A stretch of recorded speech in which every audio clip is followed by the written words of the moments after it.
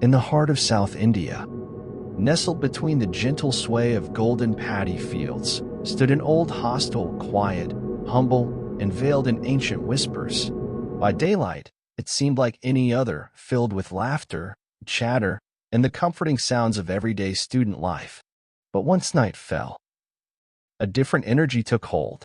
The silence deepened, the shadows lengthened, and the walls? They began to breathe with secrets. Rumors always floated around. Stories murmured under breath that this hostel was built atop a forgotten graveyard, where villagers were once laid to rest under sacred Hindu rites. They said the soil still remembered, and sometimes it whispered back. Still, life went on. Each student had the luxury of a private room, and we told ourselves that ghosts belonged to movies, not real life. Until that one weekend. The long weekend. Most students had gone home. The hostel was unusually empty. Silent. I stayed back, along with a handful of others. The Wi-Fi was faster when fewer people were around, a small, guilty pleasure. At exactly 3 a.m., I stepped into the dim corridor, phone in hand, hunting for signal, and maybe a good movie. Only 2 flickering bulbs lit the hallway. Each step I took echoed strangely, as if the walls themselves were listening. Then, a cry, high-pitched, heartbreaking, piercing the stillness like shattered glass. It came from the direction of the restroom. My blood ran cold. I moved slowly, each step hesitant, each breath shallow. My heart pounded so loud, I was sure whatever was out there could hear it. As I turned the corner, there it was, a black cat. Eyes gleaming like wet coal, crouched in the corner, letting out a sound so eerily human it made my skin crawl. It wasn't just a meow backslash. It was a wail, the kind a newborn might make. Desperate, hollow, ancient. I stumbled back, my mind scrambling for logic. It's just a cat, I whispered to myself. Just a cat. But something felt wrong. Unnatural. Shaken, I rushed back to my room, closed the door tightly behind me, and collapsed onto my bed, trying to forget the sound. But the night wasn't done with me yet. As I lay there, my eyelids heavy, a sudden pressure gripped my chest. I couldn't move, couldn't speak. A suffocating weight pressed down, stealing every breath. Through barely open eyes, I saw it. A blinding light at the corner of the room. White, harsh, alive. And in that light, something moved. I couldn't scream. I couldn't even whisper. Dread pooled in my stomach, ancient and primal. With everything I had left, I summoned the name of a Hindu deity, my lips barely forming the words. And just like that, it was gone. The weight lifted. The light vanished. I gasped, like a drowning man breaking the surface. I lay in the silence for what felt like hours, too afraid to even blink. Eventually, exhaustion claimed me, and I slipped into uneasy sleep. Morning brought the sun, and something else. I sat up, dazed, still clinging to the hope that it had all been just a nightmare. But then, I looked at my door.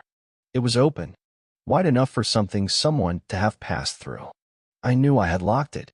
I remembered turning the latch.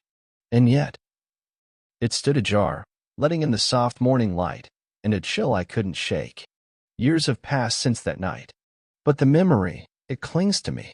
That hostel, that hallway, the wail of that cat, and the blinding light. Sometimes I wonder, what exactly did I see? Or more importantly, what saw me? And what else is still hiding in the shadows, waiting for another long weekend, another soul left behind?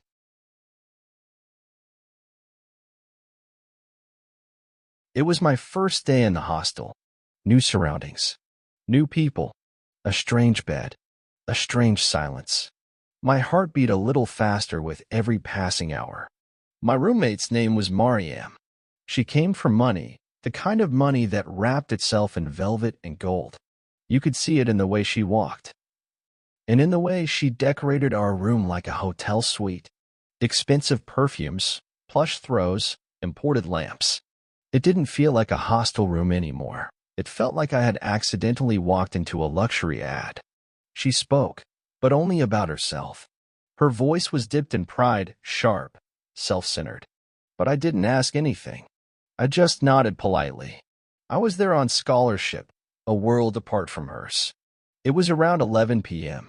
Mariam had her earphones in, humming softly to some English tune, the lyrics slipping from her lips like half-remembered dreams.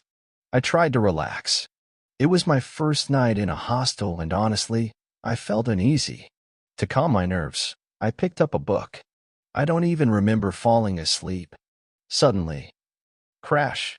A loud sound jolted me from my sleep. It was the unmistakable noise of glass shattering. My eyes flew open. I turned to look. Mariam was still in bed, facing the other side. Was it just a dream? An illusion? I tried to shake it off, closed my eyes again. Crash! The sound returned, louder this time. Closer. I sat up, my pulse racing. Still. Mariam didn't move. She stayed in the same position, back turned, her breathing deep and even. A thought struck me. She's messing with me, I whispered to myself, trying to scare the new girl. I called out, Mariam. I know it's you. Stop it. It's not funny. No answer. Her body remained still, like a statue. The silence suddenly felt heavier. I remembered my friends in other hostels. They'd warned me about these silly pranks, initiation tricks. So I decided to play along. Pretend to sleep. Wait. 10 minutes passed. Asterisk crash.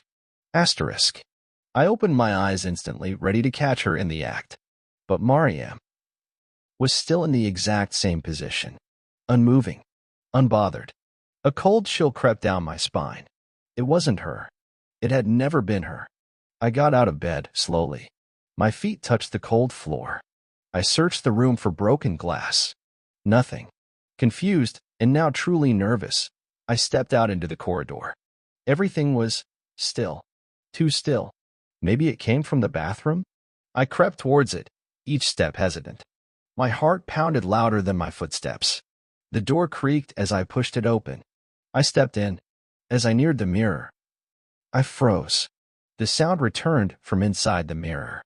This time, louder, angrier, unnatural. My breath caught in my throat. My blood turned to ice. I turned to run, and that's when I saw her. Mariam, lying on the bed. Her face was covered in blood. She wasn't breathing. Her eyes stared blankly into the void. I screamed, my soul tearing from my body. Terrified beyond reason, I ran out of the room, only to find something even worse waiting outside. A man, wearing a mask, holding a knife the size of my forearm. He was breathing, not like a man, but like an animal. Heavy, wet, labored. He came toward me. I ran. He chased. His footsteps thundered behind me. The first swipe of his knife missed by inches. But the second, it sliced into my arm. Pain flared, hot and sharp. I ran faster, but I slipped. The next moment, everything changed. Alina, wake up. It's time for class. Only 20 minutes left. I opened my eyes. Mariam stood over me, smiling, perfectly fine. No blood, no knife, no killer. It was all a dream. I hugged her tightly, crying into her shoulder. I told her everything, every horrifying detail. She laughed. I tried to laugh too. Maybe it was my imagination. But then, I looked at my arm. And there, clear and red, was the same injury. The cut from the knife. Fresh. Real. And in that moment, I realized it wasn't just a dream. Something happened. Something real. That's when I made up my mind. This wasn't just my first day in the hostel. It was my last.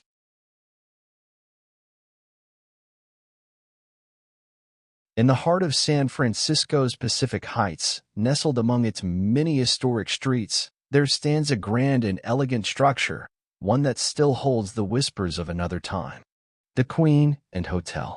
A stunning Victorian masterpiece built in 1890, it is one of the city's few remaining gems that truly embody the opulence of that era. With its ornate woodwork, tall turrets, and timeless charm, the Queen and has always stood out, not just for its beauty, but for something else, something unseen. When the devastating earthquake of 1906 tore through San Francisco, leveling buildings and taking lives, the Queen and miraculously survived. But maybe not everything inside made it out. Because before it ever welcomed tourists or weary travelers, this place was something very different. It was once the prestigious Mary Lake School for Girls, a boarding school for the daughters of high society. A place meant to mold young girls into refined, socially acceptable ladies of the era. At its helm was Mary Lake, proud, elegant, and fiercely protective of her students. Rumor has it, the school was built by Senator James Fair, not out of charity or civic duty, but out of love or scandal for Mary herself. Regardless of the whispers, Mary took her role seriously. She nurtured and taught over 100 girls at a time, becoming more than just a headmistress. She was a guardian, a presence, a force. But in 1896, just 6 years after opening, the school closed its doors. Financial ruin came swiftly and quietly. Over the decades, the building changed hands. It served different purposes, wore different faces, until finally, in the 1980s, it was reborn as a hotel. But the past, it never really left. Today, the Queen and Hotel is known not only for its rich history, but for something far more chilling and far more fascinating. It is said to be one of San Francisco's most haunted hotels. Not by malevolent spirits, but by her, by Mary Lake herself. Countless guests and staff members have reported paranormal activity. They speak of a woman, soft and serene, seen only for a second, like mist in the corner of a mirror. She wears clothing from a long-forgotten era. And she watches, quietly, lovingly. Mary Lake, the headmistress, is believed to have returned to the place she once cherished, perhaps to watch over it once more. And she doesn't simply appear. She acts. Guests have reported waking to find their luggage unpacked, jewelry placed carefully on the dresser, clothes hung neatly in the closet, items they didn't remember arranging now perfectly in place. It's as if someone is taking care of them. But there's one room where her presence is felt most. Room 410, once believed to be Mary's former office, it now serves as a guest room. But many say it's still hers. Visitors to room 410 speak of strange chills, curtains that sway without wind, a soft, almost motherly whisper that disappears when you try to listen closer. Some have awoken in the dead of night to find the rocking chair by the window moving gently. Back and forth. Back and forth. Yet no one has ever been harmed, because Mary is not a ghost of rage or revenge. She's a memory, a caretaker, a protector of the place she once loved, and perhaps never truly left. So if you ever visit the Queen and Hotel and you check into room 410, don't be surprised if your bag is unpacked before you even open it. Don't be alarmed by the soft sound of footsteps echoing just outside your door, or the faint scent of rosewater perfume lingering in the air. It's just Mary, making sure her guests feel right at home.